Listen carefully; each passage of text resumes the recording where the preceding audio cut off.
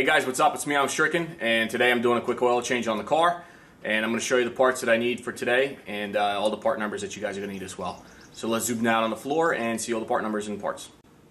Alright guys, as you can see, these are all the tools and everything you're going to need, minus maybe say like gloves or paper towels, but you're going to have your standard filter.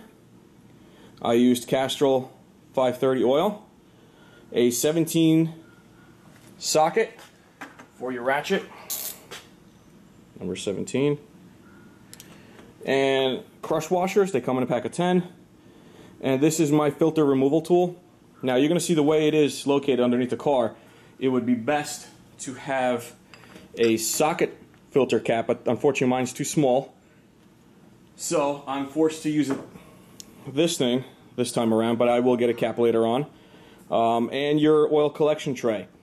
So let's crawl up underneath the car and I'll show you exact locations of everything and what you need to do. Alright guys, sliding underneath the car from the front, you're going to be underneath the car, and this is the front like I said before, and you're going to find this little cap. It says engine oil. If we're going to be looking towards the back of the vehicle, this is what it looks like. There's the back, looking up front, there's the exhaust, and you will see this cap like so. Right in front of it, you will see a circular one that says oil filter cap. All you're going to do is begin to work these little teeth in, and this cap comes out, and there is your oil filter. And the same on this side for the engine oil drain bolt. Just remove those, set those aside, and here is your drain bolt. Let me turn the light on. There it is. Mine's a little dirty, like so. And if you notice, remember I guys told you about on the forums that you're going to have yellow marks all over the car designating that bolts were torqued and checked. They're all over the place. All these yellow lines checking various bolts is how they know. And you're going to have silicone in certain other places designating, see the yellow lines here? This lets the techs know if the bolt moves, they know it's loose. See how the two dots match up? Well, if this dot ends up on that end, or on this end, they know it's awry, and to check that. Okay, so let's slide our tray, position the camera, and I'll be right back. Alright guys, I have my trusty oil pan positioned directly underneath, because this is going to eject outward. And we're going to set our socket onto reverse. Remember, righty tighty, lefty loosey. Watch your hands, because it's probably going to be hot. Especially like today, it is about 90. And once you get it loosened, you're going to notice the ratchet will just keep playing back and forth, so you're kind of forced to do it by hand. Just be careful, stick some pressure onto the actual bolt. This way you can move out of the way once it starts to squirt out and not get yourself too bad. Wow, this bolt is hot, really hot. Okay, so if it's really hot like that, take your socket off and use the socket itself as the thing that touches the bolt. This way it's not hot. That is a little trick. Once you feel, remember, keep applying pressure onto the bolt so it doesn't fly off. Once you feel the threads click, that means it's on its last one. And it is ready. There, I believe I just felt it. Let it go. And that is the old oil coming out.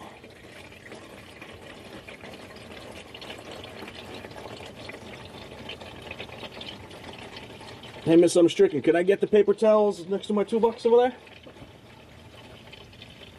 I have my trusty assistant today. Thank you.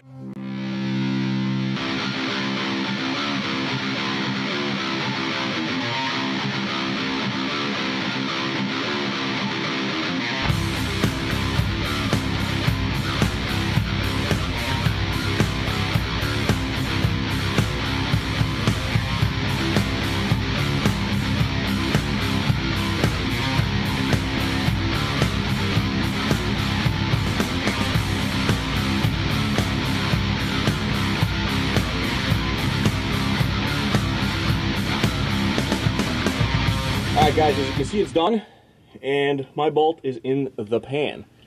So what I have here is just a magnetic reacher, got a magnet at the end, and I'm going to swoosh around until I find that bolt.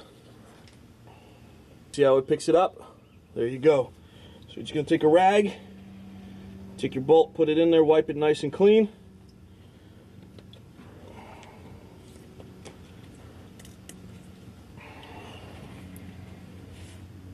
And the crush washer is on the end of it. Wow, this bolt is still very, very hot.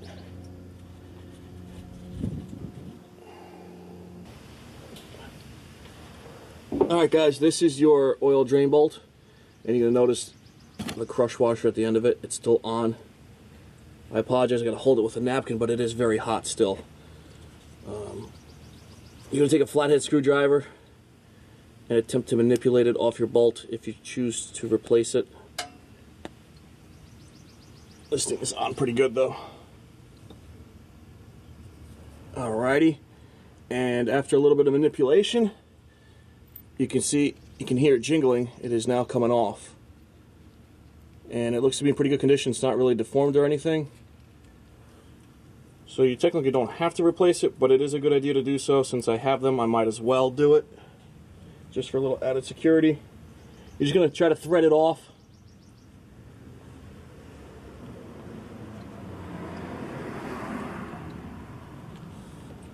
Like so, and it gets removed. You can either save these in case you ever needed an extra one if you lost one, or just toss them. You're going to take your new fresh one, slide it on the bolt, like so, and begin to replace your oil drain plug, being mindful of the dripping oil. Always thread things on by hand. This ensures it's not cross-threaded. And once it is on, take your socket, give it that little tug, put your socket on your ratchet. Remember, righty-tighty, lefty-loosey, so we're going to go clockwise now. A nice, good hand-tight, about 28 to 35 foot-pounds of torque if you're using a torque wrench. Nothing more, otherwise you're going to strip the threads on the aluminum pan, and you're going to be out a couple $100. Wipe the area clean.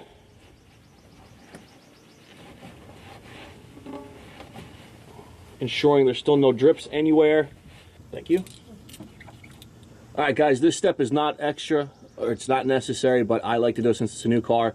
I just want to make sure how certain bolts react under 5,000 mile oil changes. Yeah, what I'll do is I'll do what the factory did. See how they mark things with yellow bolts or yellow marks? This ensures that it doesn't move, or if it does, it's noticeable. So you're going to take your yellow marker, mark the oil pan, mark the bolt with a straight line. This way you know when you come back, if this bolt is, for example, a few degrees counterclockwise, you know this thing's traveling, it's moving. So you know to keep an eye on it. Those guys like Rupert off the forums, if you guys do extended oil drains up to 20,000 miles, I highly suggest doing this. This way, it's just, you don't even need to do anything besides remove the cap, check your bolt to make sure it didn't travel, replace the cap, you're good to go. Vibrations do loosen certain bolts. This is why, as you notice, like I said, all over the car, the factory used a marker just like this to go ahead and mark a certain bolt across, and you know if it traveled. Okay, let's move on to the oil filter. Thank you. Alright guys, now we're under the oil filter here. Just, I guess, first check to see if it's movable by hand. If not, you could use this. I don't suggest it. I'd suggest just getting the cap that goes on the ratchet. It's much easier. But because I haven't bought one wide enough, I'm pretty much forced to use this today.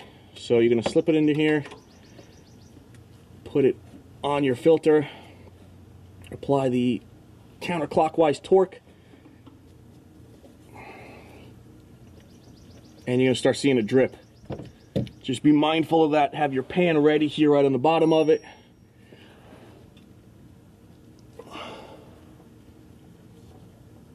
And there it goes.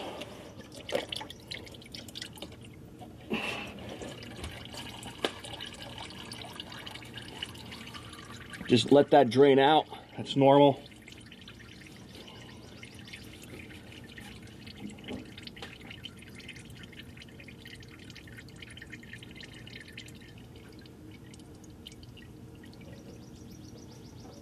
and go ahead and remove it by hand.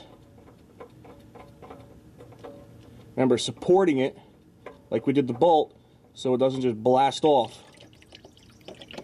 And drain the filter out. You can even put it into the pan if you wish. It's no big deal. It's old anyway. And wipe the area down. Let that dribble out. Now, probably one of the most important things that some people miss is when you install the new filter. See this black gasket going around it? It has to be lubricated. If not, it will seize onto its platform. And when you go to remove it, this gasket will be seized on, requiring harsh removal. You can use some of the old oil, or just mate the old oil filter and the new one together, or just do a quick little dab right in the old oil. That's generally enough. Rub it around, making sure to get all of it, and put the new filter on clockwise. And always make sure that the old filter came off with the old gasket. That's really important, because if you double gasket, you're going to be blowing oil out as you drive, not even knowing it until it's too late. Thread it on clockwise by hand. Mine's very greasy at this time. You want to do a nice hand tight, and if you use any kind of wrench or socket, just a quarter turn, and that's it. That means it's on.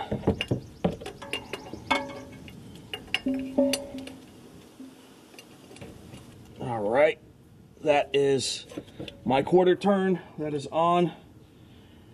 Now you're just going to replace your caps.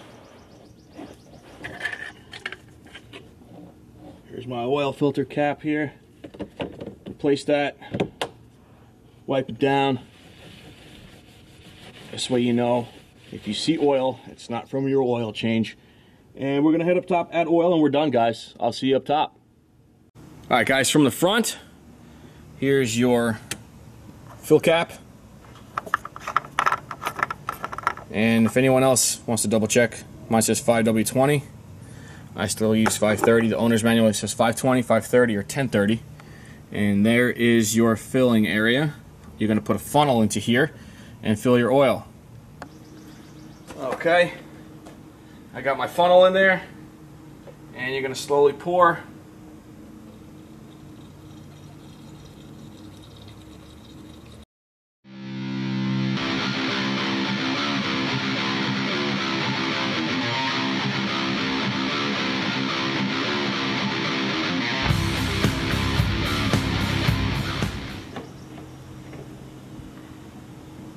Alright guys, if you notice, I'm dumping the whole bottle in here. This bottle is 5.1 quarts. The owner's manual states 4.8. The extra few little amounts of it won't hurt. Personally, I just chalk it up to it getting aerated by the PCV system. So I like to have a little bit more in there anyway, since I do 5,000 miles. You guys do whatever you want. If you want to do the manual 4.8, go ahead and do so. You'll just have some left over. I dumped the whole bottle. It's never hurt anything. And frankly, you're going to see you're going to have to add oil after a few thousand miles anyway, because of the PCV system burns some off. Now we're just going to replace our cap, and we are done.